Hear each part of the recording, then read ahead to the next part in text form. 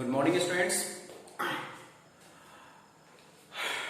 Today, I am very happy today, excited to teach this chapter, life process, because it is very important for you that, important for us also that, and important for all living organs to know about this life process. What is life process? Okay. देखिए students, सबसे important चीज मैं आपको बता दे रहा हूं कि इस चैप्टर में आपको लिविंग्स कैसे स्टे अलाइव रहता है या उनके बॉडी के अंदर क्या क्या चीज होती रहती है, उनको जीवित रखने के लिए वो जीवित रहते क्यों हैं, इनका कारण क्या है, या फिर वो जीवित कैसे हैं, उसके पीछे कुछ राज है या सीक्रेट है, क्या है, ये सब हम चीजें जानेंगे। चलिए तो स्टार्ट करते हैं बिना किसी बकवास किए, देखते रहिए। लाइफ प्रोसेस, मैंने कि जैसा कि लिखा है लाइफ प्रोसेस क्या होता है। लाइफ मतलब जीवन, प्रोसेस मतलब प्रक्रिया, यानी कि जीवन की कुछ प्रक्रिया है। मतलब मेरा जीवन है तो मेरे अंदर कुछ प्रोसेस होंगे, मेरे बॉडी के अंदर कुछ प्रोसेस होंगे। आई एम एनिमल, ठीक है, एनिमल में मैं ह्यूमन हूं, but in human body there are some process in our body, okay, और वो प्रोसेस हमको स्टे अलाइव रखने में मदद करते हैं। ठीक है, तो चलिए डिफिनेशन के माध्यम से समझते हैं कि क्या होता है life process. All biological process, जितना भी बायोलॉजिकल प्रोसेस होता है, बायोलॉजिकल प्रोसेस मतलब जीवों के अंदर जो प्रोसेस हो रहा है, ठीक है, टेकिंग इन आवर बॉडी, वो हमारे शरीर के अंदर होता रहता है। जैव जो भी प्रक्रिया होती है, जो भी जैव प्रक्रिया होती है, वो हमारे बॉडी के अंदर होता है। That are essential for our survival, जो कि हमारे जीवन के लिए, जीने के लिए बहुत ही जरूरी है। ठीक है, और उसका एग्जाम्पल मैं आपको दिखा रहा हूं। एग्जाम्पल यहां देख सकते हैं, न्यूट्रिशन मैंने लिखा है, जिसको बोलते हैं खाना, यानी कि पोषक तत्व लेना, भोजन लेना, खाना लेना। ठीक है, रिस्पायरेशन, जो फूड से जिसको हम ले रहे हैं, न्यूट्रिशन जो ले रहे हैं, उस फूड से रिस्पायरेशन के द्वारा जो है क्या होता है, एनर्जी रिलीज होती है। रिस्पायरेट करके ऑक्सीजन जो है ब्रेक डाउन करता है इस फूड को, जो कि माइटोकॉन्ड्रिया एनर्जी को एब्जॉर्ब करता है। क्लियर है? चलो, ट्रांसपोर्टेशन, जैसे कि प्लांट के अंदर ट्रांसपोर्टेशन होता है स्टूडेंट्स, प्लांट के अंदर ट्रांसपोर्टेशन होता है, जैसे कि CO2 और H2O, उसके अंदर ट्रांसपोर्ट होता रहता है, ऑक्सीजन ट्रांसपोर्ट होता रहता है, मिनरल्स वो एब्जॉर्ब करता है, मिनरल्स को ट्रांसपोर्ट करता है, और बहुत सारे मिनरल्स मटेरियल्स जो है प्लांट्स के अंदर ट्रांसपोर्ट के द्वारा होता रहता है। क्लियर? चलो, ह्यूमन के अंदर भी क्या होता है, वेस्टेज को लेके जाना, वेस्टेज को लेके आना, कार्बन डाइऑक्साइड लेके जाना, ऑक्सीजन निकालना, ये सब ट्रांसपोर्टेशन के अंतर्गत आता है। ओके, एक्सक्रिएशन, एक्सक्रिएशन क्या है फाइनली? एक्सक्रिएशन का मतलब जो चीज हम लेते हैं, जैसे फूड लेते हैं, फूड में एनर्जी फूड से एनर्जी निकल गई है, उसके बाद वेस्टेज बचा, वेस्टेज के माध्यम से, वेस्टेज का मतलब कि जो अपशिष्ट पदार्थ है हमारे बॉडी के अंदर, उसको हम कैसे रिमूव करें, removal of waste product in from the body, from the living body, okay, that is in excretion. Okay, circulation है, circulation is not in your class, but we will have two important process that we will have to study in class 10 science: nutrition, respiration, transportation and excretion। यही दे रखा है बस आपके class 10 में, respiration, nutrition और transportation और excretion, इन्हीं की स्टडी करेंगे। तो सबसे पहले स्टूडेंट्स, सबसे पहले मैं आपको बता देना चाहता हूं कि सबसे पहले हम लोग स्टार्ट करते हैं न्यूट्रिशन से। न्यूट्रिशन का मतलब भोजन, मोड ऑफ फूड इनटेक, यानी कि भोजन लेना। ठीक है, भोजन कैसे लेते हैं, पोषक तत्व कैसे लेते हैं। ठीक है, तो वो दो तरीके से होता है। दो तरीके से मतलब न्यूट्रिशन को दो टाइप से डिवाइड किया गया है। ठीक है, एक ऑटोट्रोफिक और दूसरा जो है हेटरोट्रोफिक। तो जो ऑटोट्रोफिक है स्टूडेंट्स, उसमें जनरली जो है ग्रीन प्लांट होते हैं। ठीक है, यानी जो खुद से अपना फूड सिंथेसाइज कर लेते हैं। ऑटो का मतलब जो है सेल्फ, और ट्रॉफिक का मतलब सिंथेसाइज, यानी जो खुद से अपना भोजन क्या कर लें, बना लें। Okay, heterotrophic, nutrition of mode heterotrophic. जो दूसरा होता है वो होता है, इसमें जो है एनिमल्स आते हैं, जनरली मैंने यहाँ ह्यूमन का दे रखा है और ह्यूमन की ही पढ़ेंगे हम लोग। न्यूट्रिशन ऑफ हेटरोट्रोफिक में जो है हम ह्यूमन के बारे में ही पढ़ेंगे, ह्यूमन का डाइजेस्टिव सिस्टम पढ़ेंगे, न कि कोई कुत्ता बिल्ली पढ़ेंगे। ठीक है, चलो, हेटरोट्रॉपिक का मतलब, हेटेरो का मतलब दूसरे, ठीक है, और हेटरोट्रॉपिक का मतलब जो है भोजन के लिए जो दूसरे पे क्या हो, डिपेंड हो, दूसरे के ऊपर निर्धारित हो। जनरली वो इनडायरेक्टली वो किस पे डिपेंड होते हैं, वो ग्रीन प्लांट्स पे, ठीक है। अच्छा, ग्रीन ऑटोट्रॉपिक्स में जो है वो प्लांट्स जो है अपना भोजन स्वयं नहीं बनाते हैं, सेल्फ बनाते हैं, ठीक है, सेल्फ बनाते हैं, लेकिन वो कुछ प्रोसेस करते हैं और उस प्रोसेस को बोलते हैं फोटोसिंथेसिस, ठीक है। फोटो मतलब लाइट और सिंथेसिस मतलब बनाना, ठीक है। तो लाइट के प्रेजेंस में क्या करते हैं, वो अपना भोजन बनाते हैं, उसको बोलते हैं फोटोसिंथेसिस। डिफिनेशन देख सकते हैं आप, देखिए बेसिकली वो जनरली बेसिकली वो जो है प्लांट्स होते हैं वो बेसिक कंपाउंड को लेके H2O और CO2 को लेके, H2O फ्रॉम रूट से एब्जॉर्ब करते हैं और स्टोमेटा से लेते हैं वो CO2 कार्बन डाइऑक्साइड, वो एब्जॉर्ब करके दोनों को और कंबाइन करके अपना भोजन ग्लूकोज बनाते हैं। यानी कि चलिए अब डिफिनेशन से समझ में आएगा हम लोगों की फोटोसिंथेसिस होता कैसे है, यानी ये प्लांट जो ऑटोट्रॉपिक सेल्फ डिपेंडेंट है वो भोजन कैसे बनाते हैं। चलिए, the process in which green plants convert simple inorganic chemicals, मैंने बताया ना कि H2O और CO2, ठीक है, वो जो है सिंपल इनऑर्गेनिक केमिकल है, ठीक है। ये दोनों इनऑर्गेनिक केमिकल हैं स्टूडेंट्स, ये दोनों इनऑर्गेनिक केमिकल हैं। दोनों को लेने के बाद लाइक H2O एंड CO2, अब वो क्या करते हैं, इनटू कॉम्प्लेक्स ऑर्गेनिक फूड, वो दोनों कंबाइन होकर कॉम्प्लेक्स ऑर्गेनिक फूड बनाते हैं। कॉम्प्लेक्स ऑर्गेनिक फूड यानी दोनों इनऑर्गेनिक है, इनऑर्गेनिक केमिकल है, और इनऑर्गेनिक केमिकल से जो है वो ऑर्गेनिक फूड बनाते हैं। ऑर्गेनिक फूड का मतलब C6H12 और O6, क्लियर है। In the presence of sunlight and chlorophyll, in the presence of sunlight and chlorophyll, in the presence of sunlight and chlorophyll, ठीक है। चलो, मैंने यहां इक्वेशन लिख रखा है, बैलेंसिंग इक्वेशन बैलेंस नहीं है, आप बैलेंस कर लीजिएगा, ठीक है। चलो, तो यहां देखो वो केमिकल, इनऑर्गेनिक केमिकल यहां मैंने लिख रखा है CO2 plus H2O, it's give C6H12O6 plus O2। क्या स्टूडेंट्स आपको लग रहा है कि ये इक्वेशन बैलेंस है? नहीं, ये इक्वेशन अनबैलेंस है, इसे आप बैलेंस कर लीजिएगा, मैं सिर्फ आपको समझाते आ रहा हूं, ठीक है। तो देखो, ग्रीन प्लांट्स क्या करते हैं, सिंपल इनऑर्गेनिक केमिकल को लेते हैं H2O और CO2, लेकर इसको कॉम्प्लेक्स ऑर्गेनिक फूड में क्या करते हैं, कन्वर्ट करते हैं in the presence of sunlight and chlorophyll, यानी कि सनलाइट के प्रेजेंस में और क्लोरोफिल के प्रेजेंस में ये अपना भोजन बनाते हैं। चलो, हाँ, जनरली वो ऐसा नहीं होता है स्टूडेंट्स कि एक प्लांट जो है H2O ले ले और CO2 ले ले और दोनों को कंबाइन कर दे और ग्लूकोज बन जाए, ठीक है, ऐसा नहीं हो सकता। इसके लिए कुछ प्लांट्स के मेजर स्टेप्स हैं, उनको करना पड़ता है उसको, उसके बाद जो है उनका ग्लूकोज यानी कि उनका फूड जो है प्रिपेयर्ड होता है, ठीक है, by the process of the photosynthesis. ये सारी प्रक्रियाएं किसमें होती हैं, by the process of photosynthesis.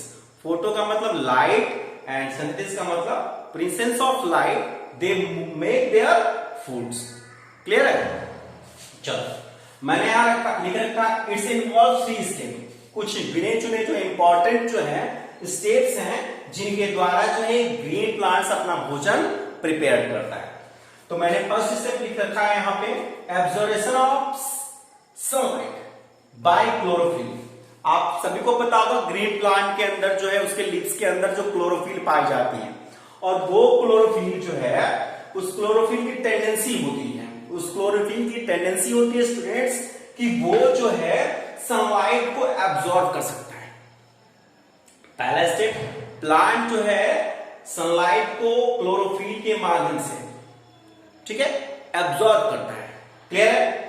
Conversion of light energy, और उस लाइट एनर्जी को कन्वर्ट करता है इनटू केमिकल एनर्जी, और उस केमिकल एनर्जी से कुछ प्रोसेस होता है, कुछ रिएक्शन होता है, और वो रिएक्शन क्या होता है? Hydrolysis of water. Hydrolysis of water. अब हाइड्रोलिसिस ऑफ वाटर का मतलब स्टूडेंट, यानी कि वो क्या करता है? कन्वर्जन ऑफ लाइट एनर्जी, यानी लाइट एनर्जी को वो कन्वर्ट करता है किस एनर्जी में? केमिकल एनर्जी में। और केमिकल एनर्जी के माध्यम से एक रिएक्शन होता है, ठीक है, और वो रिएक्शन कहलाता है हाइड्रोलिसिस ऑफ वाटर। यानी कि हाइड्रोलिसिस ऑफ वाटर का मींस टू से दैट कि वाटर को तोड़ दिया जाएगा, ब्रेक डाउन कर दिया जाएगा टू अलग अलग एटम्स के अंदर। जैसे कि मैंने यहां लिख रखा है H2O, सनलाइट, यहां क्लोरोफिल लिख लीजिएगा आप लोग। इसको सनलाइट के प्रेजेंस, मैंने बताया था आपको, अगर आप पढ़े हो केमिस्ट्री का first chapter decomposition reaction. Decomposition reaction में होता क्या है स्टूडेंट्स कि डीकंपोजिशन रिएक्शन में जो है एक कॉम्प्लेक्स सब्सटेंस, एक कॉम्प्लेक्स कंपाउंड्स हीट करने पर या किसी माध्यम से, किसी बेस से जो है उसको एनर्जी मिलनी चाहिए, वो सिंपलर कंपाउंड में वो टूट जाता है, छोटे छोटे कंपाउंड में वो टूट जाता है, ठीक है।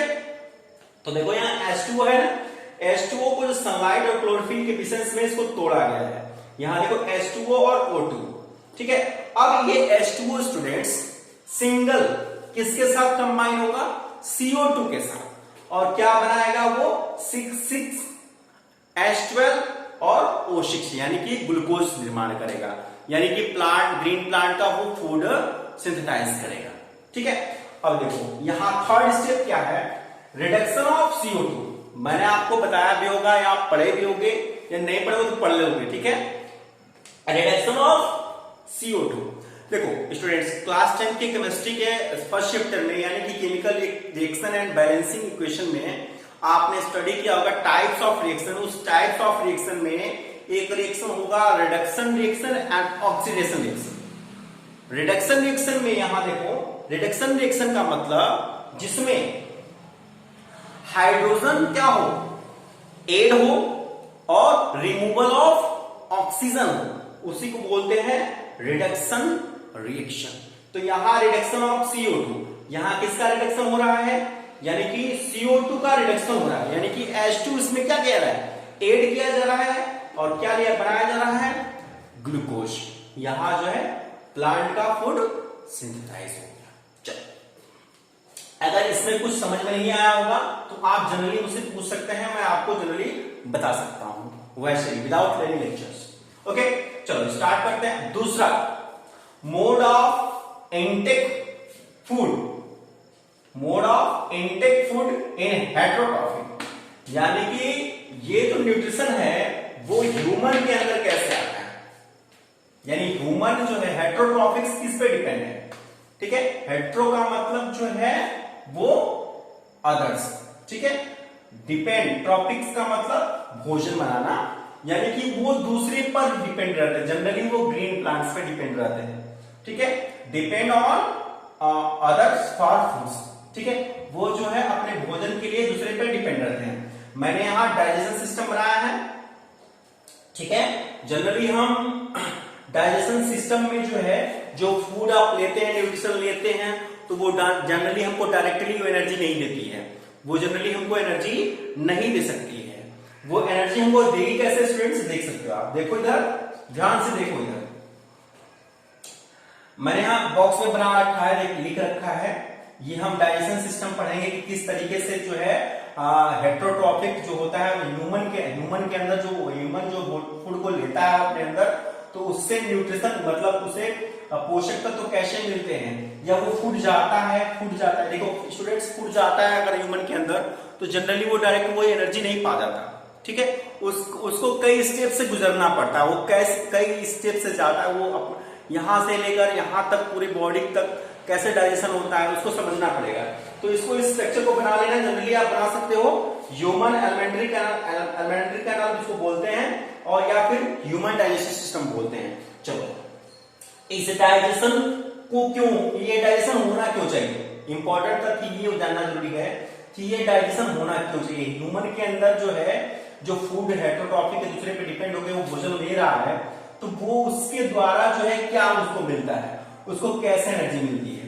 तो देखो डाइजेशन में सिंप्लीफिकेशन ऑफ न्यूट्रिशन होता है, न्यूट्रिएंट्स यानी पोषक तत्वों को वो तोड़ता है ताकि वो कोशिकाओं तक एनर्जी जा सके, वो कोशिकाओं तक एनर्जी जा सके, ठीक है, वो सिंप्लीफाई करता है। क्लियर है?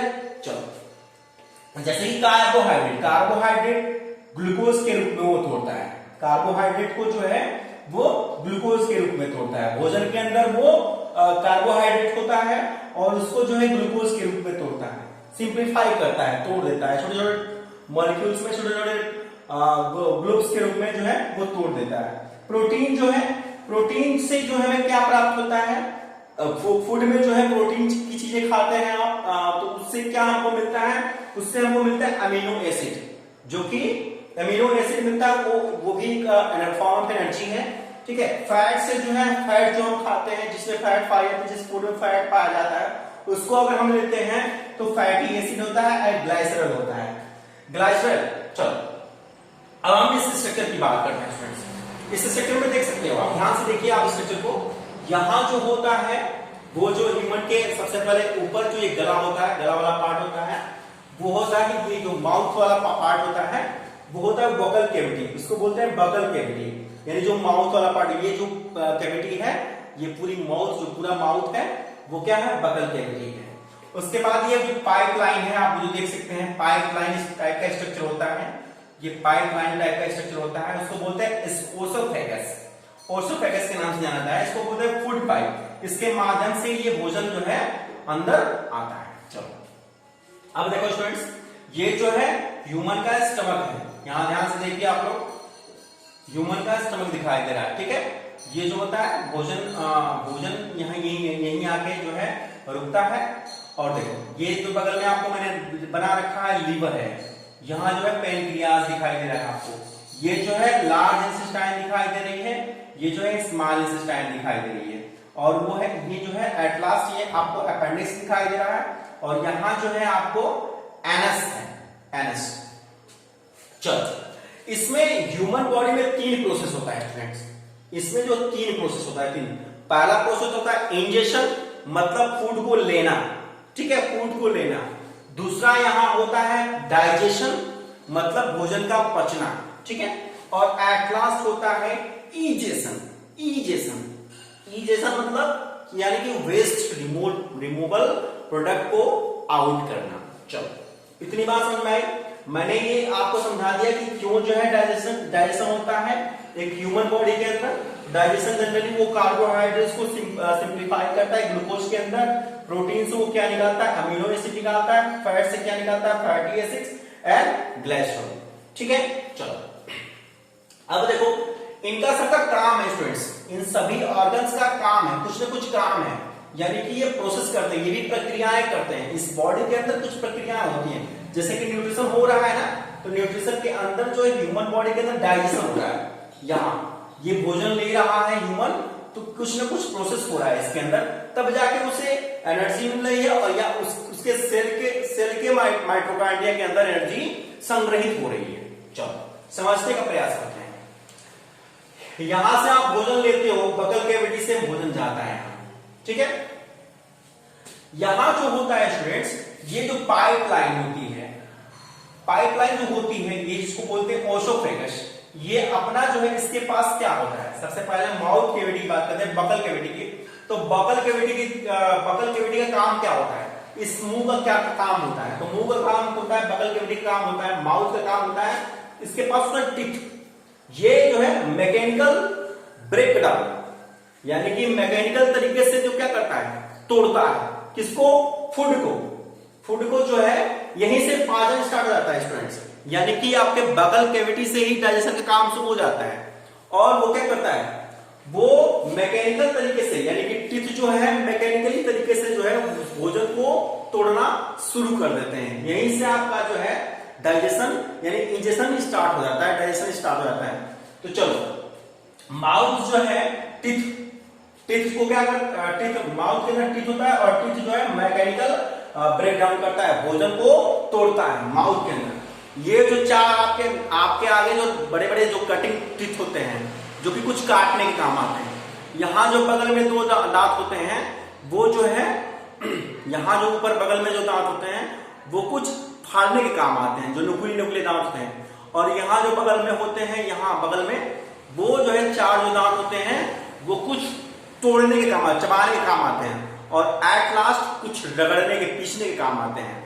ठीक है, तो हर एक टीथ का अपना अपना एनिमल्स का काम अलग है। ठीक है, कटिंग टीथ का काम अलग है, तो हर का सबका काम अलग है। मतलब बगल कैविटी से ही आपका जो है डाइजेशन शुरू हो जाता है। क्लियर है? चलो, अच्छा, माउथ के अंदर स्टूडेंट्स सलेवरी ग्लैंड्स पाई जाती है।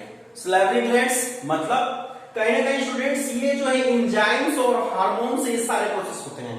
ये जितनी प्रोसेस प्रक्रियाएं होती हैं वो कहीं ना कहीं एंजाइम्स और हार्मोन से ही होता है। ठीक है, आपको हमेशा कहीं ना कहीं आपको इसके अंदर जो है एंजाइम्स या हार्मोन्स मिलेंगे ही मिलेंगे। ओके, चलो next one is salivary glands.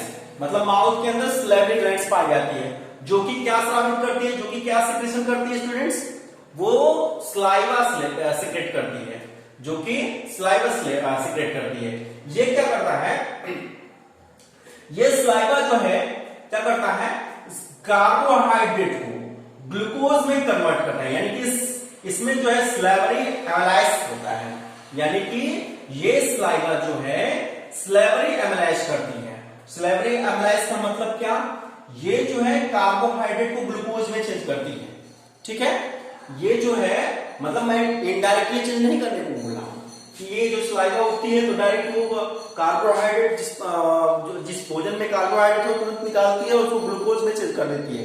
ऐसा नहीं मैं बोल रहा हूं, मैं ऐसा बोल रहा हूं कि ये जो स्लाइवा मदद करती है, ये एंजाइम्स जो है मदद करती है किसको, कार्बोहाइड्रेट को ग्लूकोज में चेंज करने के लिए। मेरी बात समझ में आ रही है? मतलब आपको जितना भी एंजाइम्स आगे मिलेगा, किसी न किसी एंजाइम्स का कोई ना कोई उपयोग होगा। क्लियर है? चलो, तो कार्बोहाइड्रेट्स क्या करता है स्टूडेंट्स, कार्बोहाइड्रेट्स जो है, ये जो कार्बोहाइड्रेट्स है वो ग्लूकोज में चेंज होता है स्लेवरी एमाइलेज के द्वारा। क्लियर है? चलो, अब यहां देखो एट लास्ट आपको मैं दिखा रहा हूं ओसोफेगस। ये जो पाइपलाइन आपको दिख रहा है, फूड पाइप जिसको बोलते हैं, ये जो पाइपलाइन जो है ये क्या होता है, ऑटोमेटिकली मतलब इसके अंदर कुछ ऐसी बनावट है स्टूडेंट्स कि जिसकी वजह से वो भोजन जब अंदर जाता है तो आप उसके अंदर कुछ पाया जाता है, उसको बोलते हैं फूड इज पास्ड अहेड प्रिस्टेलिस, प्रिस्टेलिसिस, इसको बोलते हैं प्रिस्टेलिसिस। इसके अंदर जो है प्रिस्टेलिसिस होता है, मतलब इस पाइपलाइन के अंदर कुछ ऐसी चीज होती है, ऐसी कैविटी है